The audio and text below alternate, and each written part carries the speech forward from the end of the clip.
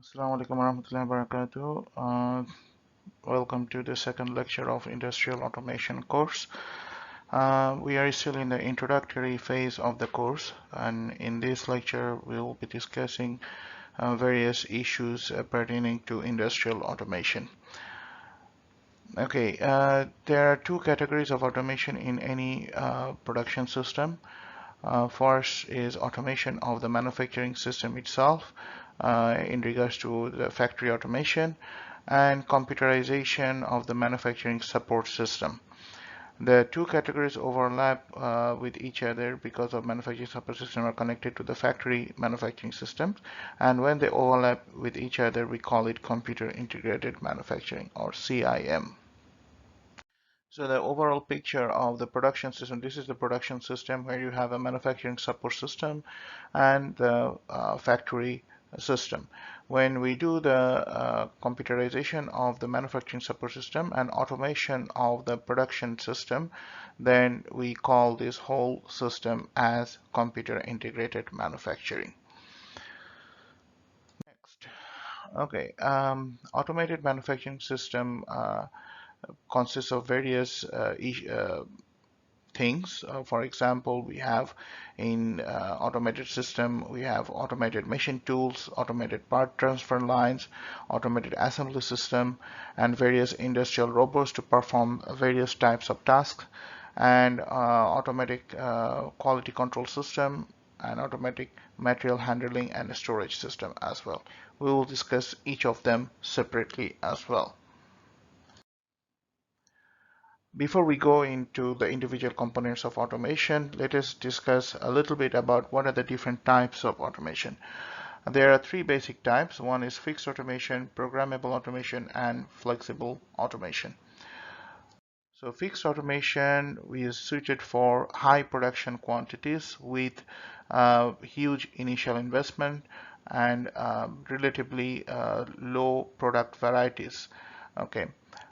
So for example, when you have automated assembly machine, chemical manufacturing process, and painting industries, these are considered to be fixed automation because the machineries and the systems are and the sequence of processing are inflexible, and it cannot accommodate different types of jobs to be done. So this is an example of fixed automation. Whereas for the case of programmable automation, a manufacturing system is designed with the capability to change the sequence of operation to accommodate different product configuration. Then we call it programmable automation. So the typical features for programmable automation is high investment general purpose equipment, lower production rates than fixed automation, flexibility to deal with variation and changes of the product configuration. So that means it is more flexible, and it is mostly suitable for batch production. And physical setup or part program must be changed between different jobs or batches. One typical example of programmable automation is CNC machine. CNC machine is basically a general purpose machine, as mentioned here. It's a general capability. Here, general purpose equipment, and it can be programmed to do different types of machining, be it for automotive industry, be it for aerospace industry, be it for any other type of industry. So this is a typical example of programmable automation. Another one is called flexible automation. So flexible automation is basically, it is an extension of programmable automation in which the system is capable of changing over one job to next with no lost time between the jobs. So this is basically it's a combination of many machines will be there, and there will be a automatic transfer line, and then we can have for different batch different types of sequence of operation, and we can just change the batches without any lost time. And if we see the comparison of these three automation, Basically, a programmable automation will have highest product variety with lowest production rate, whereas fixed automation will have highest production rate with lowest product variety, and flexible falls in between with mid-level of product variety and mid-level of production rate. So what are the needs for automation? So it increases the throughput or productivity if you make things automated. It also improves the quality in terms of accuracy and precision, and also the robustness, that is the consistency or precision, is also increased, and reduce the excess labor cost. It is mostly applicable developed countries where the labor cost is extremely high. So to make things automatic will reduce the labor cost. What are the components of automation? Robots is a typical component. CNC machines, conveyors or palletizer, just for this is for to move parts from one place to another, and control devices such as PLC, microcontrollers, etc., and feedback devices such as sensors and vision system. So first let's talk about robots. So robots can be used for repetitive work such as pick and place operation, and it is nowadays advised that all the repetitive work should be should use robots instead of human labor. It can also be used for production works like welding or even painting or gluing operations. Robots are very accurate and precise in any types of repetitive work. Classification of robots based on actuation mechanism. There are electrically actuated robots, or there are robots which are pneumatically actuated, and there are robots which are hydraulically actuated. You see the differences. For electrical is very fast and accurate and versatile, easy to integrate to the system, whereas pneumatic is fast but is very jerky in motion, but it is inexpensive, and payload is very low. Hydraulics is very high payload and smooth operation, so that's why hydraulic robots is sometimes more used for painting operation. CNC machine is another important component of automation. Basically it is computer numerical control machines which uses different types of motion in XYZ to produce the parts. It's an example of CNC machines are CNC milling machine, turning machine, CNC electro-discharge machine. Also CNC wire electro-discharge machines. Components of automation, also we have ASRS. This is called automatic storage and retrieval station. This is a very important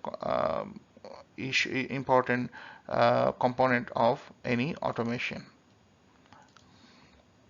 So here it's basically used to store parts, and computer controls the storage of the part, because you can see they have barcodes, so you know where you put the part. Okay. So this is the example of flexible automation system where you have various stations with different types of machine, and you have a conveyor belt which connects all the stations, and you have also automatic storage and retrieval station like here, and then you take the raw material from here, go from different station, and after finish the quality control and quality checking, then you return the part here. So each station may have robotic system to load and unload the parts to the different station.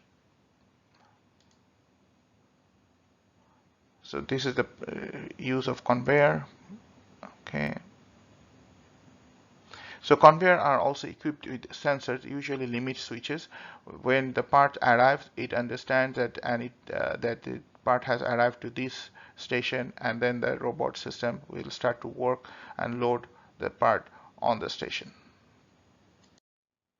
And this is the heart or the brain, we can say, of the automation. Is called PLC system, Programmable Logic Controller.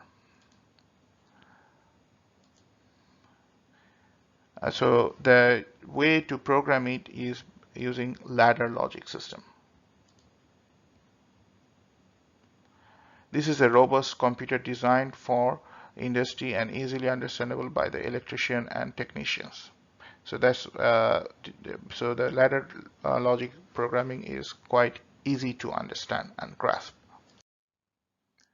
Sensors, there are numerous types of sensors. Following are some of the examples: analog sensors, digital sensors like limit switch, optical switches. Analog sensor examples are like pressure sensor, temperature sensor, force sensor, etc.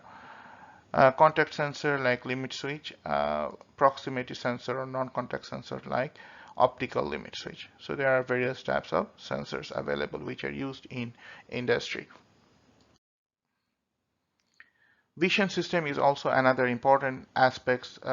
This is also a sensor system, but because vision system itself is quite huge, that's why we put it separately. This is usually used for product quality checking in PCB industry mostly, and the image capture by the camera, and then they do basically the analysis by comparing the templates, and then they give the output whether the component is passed or failed. So this is how the vision system can be used for any uh, automation as quality control tool. So we can say that an automation system, you have a production device, which is robot, CNC, support system or support equipment as conveyor belt, control device as PLCs, and feedback device as sensors and vision system. So when you do automation, we have to follow a few principles. First, we have to understand the existing processing. What is the input and output? What is the value chain, supply chain, and how are going to do the modeling of the system. And then we try to simplify the process as much as possible by reducing unnecessary steps and moves. And then we try to automate the process. Okay, there are 10 strategies to follow during the automation we have to follow, which we will see now.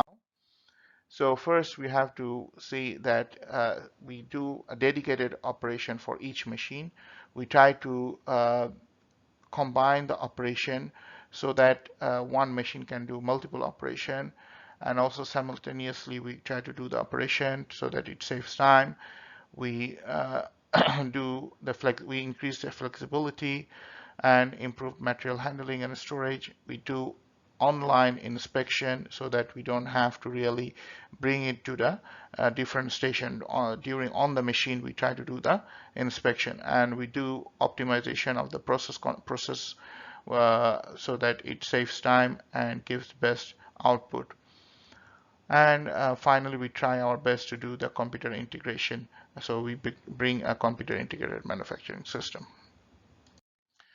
During the migration strategy, so you don't really jump into the automation immediately. Say, for example, in phase one, it will be manual, and then phase two would be your more semi-automation, we can say, and phase three will be fully automation. Let me give you an graphical representation of this text that would be easier for you to understand. So here is a manual station. So you have many manual station, and the parts are transferred manually from one station to the other, and you start the process and you finally get the completed part.